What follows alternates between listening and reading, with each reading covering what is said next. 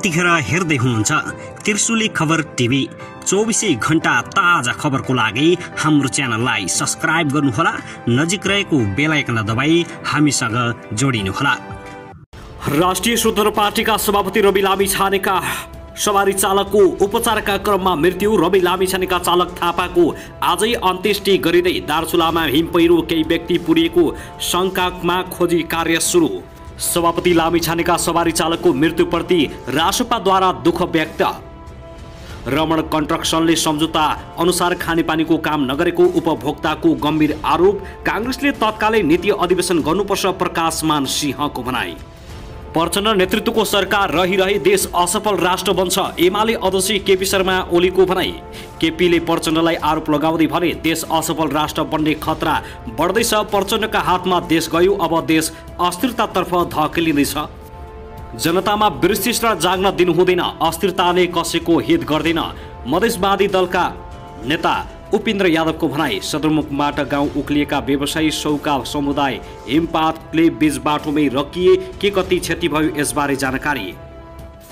आफूमाथि आक्रमण हुन थालेपछि ओलीका 5वटा टिप्पणी, भन्छन् टाट पल्टिन लाग्यो, देश बर्बाद हुँदैछ। काठमाडौँ प्रशासनको दाबी, रविले विदेशी नागरिकता त्यागेको निश्चय बुझाएका छन्। उपेन्द्रको शपथपछि जसपाका प्रदीपलाई मन्त्री बन्ने बाटो खुल्यो। एसिया कप नेपालका आयोजनाका लागि पहल गर्न प्रधानमन्त्रीलाई रवि लामिछानेको आग्रह। 1.5 वर्षसम्म यो सरकार रहे मुलुक टाट पल्टिने ओलीको दाबी। सरकार निर्माणमा राष्ट्रिय समझदारी बन्नुपर्छ, उपेन्द्र यादव। रवि लामिछाने र सिके राउत बीच भेटवार्ता के भयो कुराकानी।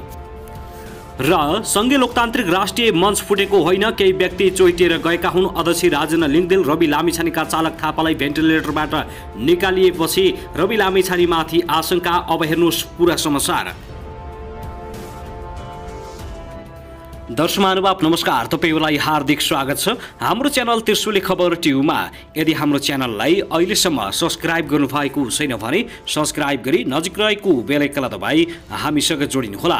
दर्शक महानुभाव फेरि पनि हामी तपाईमाझ देशभरका विभिन्न समाचारका साथ उपस्थित भइसकेका छौँ। यो भिडियोलाई अन्तिमसम्म हेरी हाम्रो साथ दिनुहोला। दर्शक महानुभाव हाम्रो मेहनतको लागि एउटा सानो लाइक गर्न भने नभुल्नुहोला। कहाँदेखि हेर्दै हुनुहुन्छ, के भन्न चाहनुहुन्छ, तपाईँको मनमा लागेको प्रतिक्रिया अवश्य पनि कमेन्ट गर्न नभुल्नुहोला। दर्शक महानुभाव के तपाईँ हाम्रो च्यानलमा नियमित श्रोता हुनुहुन्छ? यदि नियमित हुनुहुन्छ भने तल कमेन्ट बक्समा नियमित अथवा रेगुलर लेख्नुहोस्। नयाँ हुनुहुन्छ भने सब्स्क्राइब गरी जोडिनुहोस्, ताकि हरेक अपडेटका साथ हामी तपाईँमा हरपल उपस्थित भइराख्नेछौँ। हाम्रा समाचार तपाईँहरूलाई कस्तो लागिरहेका छन्, जस्तो लाग्छन् त्यस्तै प्रतिक्रिया छोड्न नभुल्नुहोला।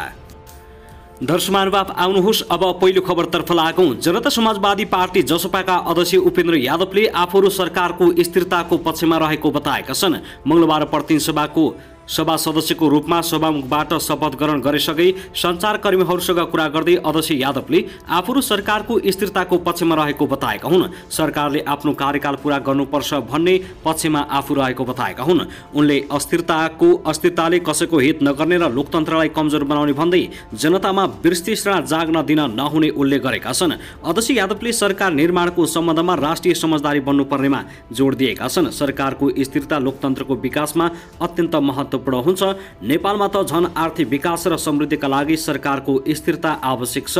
समझदारीका आधारमा मुलुकमा सरकारको स्थिरता, स्थायित्व, आर्थिक विकास र समृद्धितर्फ मुलुक अगाडि बढोस्। उनले संसदीय समितिहरूको कामलाई सक्रिय र गतिशील बनाउनु पर्नेमा जोड दिएका छन्। अध्यक्ष यादव वैशाख 10 गते भएको उपनिर्वाचनमा 12 क्षेत्र नम्बर 2 बाट निर्वाचित भएका थिए। दर्शक महानुभाव त्यसगरी प्रमुख प्रतिपक्षी दल नेकपा एमाले पुष्पकमल दाहाल प्रचण्ड नेतृत्वको सरकार रहिरहे देश असफल राष्ट्र बन्ने बताएका छन्। एमाले काठमाडौँ महानगर कमिटीले आज मंगलबार आयोजना गरेको कार्यक्रमलाई सम्बोधन गर्दै उनले देशको आर्थिक अवस्था टाट पल्टिन लागेको र वर्तमान सरकार रहिरहे देश असफल राष्ट्र बन्ने दावी गरेका हुन्। हालै सार्वजनिक राष्ट्रिय तथ्याङ्क कार्यालयको प्रतिवेदन उल्लेख गर्दै उनले देशको अर्थतन्त्र ओह्रालो लागेको बताउँदै देश असफल राष्ट्र बन्ने खतरा औलाएका छन्।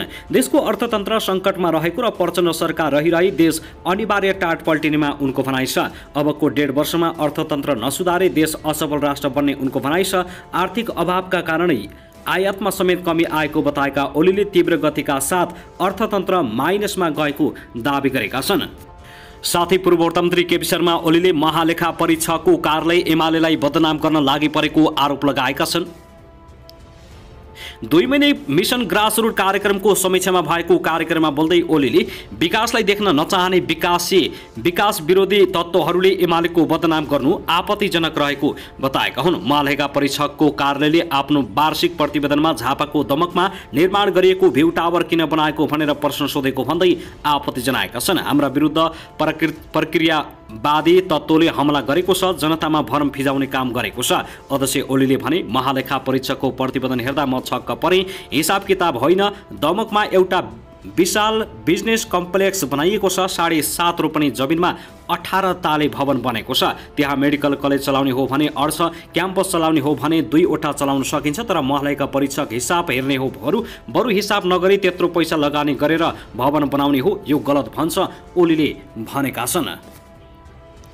दर्शक महानुभाव, त्यसैगरी नागरिक उन्मुक्ति पार्टीसँगै लोकतान्त्रिक राष्ट्रिय मञ्च, कोचिला एकता सङ्घर्ष समाज र नागरिक सशक्तिकरणका लागि जागरण अभियानबीच सोमबार विराटनगर पार्टी एकता घोषणा सभाको गरिएको छ।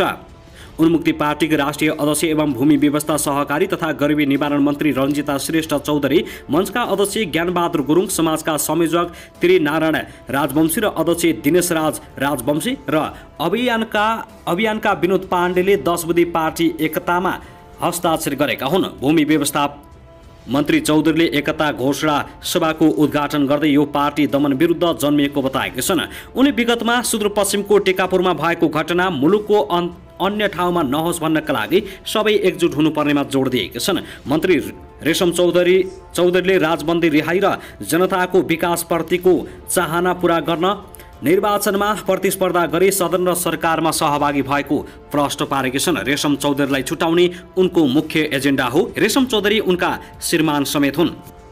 साथै भर्खरै मात्रै प्राप्त समाचार अनुसार सभामुख देवराज घिमिरेले हत्या अभियोगमा फरार रहेका एमाले सांसद लक्ष्मी महतो कोइरीलाई सांसद पदबाट निलम्बन गरेका छन्। कोइरीले फरार रहेको पत्र पठाएपछि सभामुख देवराज घिमिरेले कोइरीलाई निलम्बन गरेका हुन्। प्रतिनिधि सभा नियमावलीको नियम 248(3) बमोजिम उनलाई निलम्बन गरिएको सभामुख निकट स्रोतले जनाएको छ। प्रतिनिधि सभाको बैठक नचलेकाले सभामुखको निर्देशन अनुसार संघीय संसद सचिवालयको सूचना पार्टीमा निलम्बन सम्बन्धी सूचना टाँसिँदैछ। सभामुखले निलम्बनको टिप्पणीमा सदर गरिसक्नु भएको सूचना टाँस्न बाँकी छ, स्रोतले भनेको छ। परिले 2 दिन अघि कोइरी अदालतको आदेश बमोजिम पूर्वपक्षका लागि थुनामा बस्नुपर्नेमा फरार रहेको पत्र संसद सचिवालयमा पठाएको थियो। 7 वर्ष अघि महोत्तरीमा नेपाल प्रहरीका शहीद थमन विश्वकर्मा हत्या आरोपमा जनकपुर उच्च अदालतले कोइरीलाई पक्राउ गर्न आदेश दिएको थियो। प्रतिनिधि सभा नियमावलीमा पूर्वपक्षका लागि थुनामा बस्नुपर्ने सांसद फरार रहे सदस्य स्वतः निलम्बन हुने व्यवस्था छ। प्रचलित कानुन बमोजिम 3 वर्ष वा सोभन्दा बढी कैदको सजाय हुने वा नैतिक पतन देखिने फौजदारी मुद्दामा अभियोग पत्र दायर भई निज पूर्वपक्षको लागि थुनामा रहेकोमा त्यस्तो थुनामा रहेको अवधिभर वा अदालतको आदेश बमोजिम पूर्वपक्षको लागि थुनामा बस्नुपर्ने त्यस्तो थुनामा नबसी उनी फरार भएका थिए।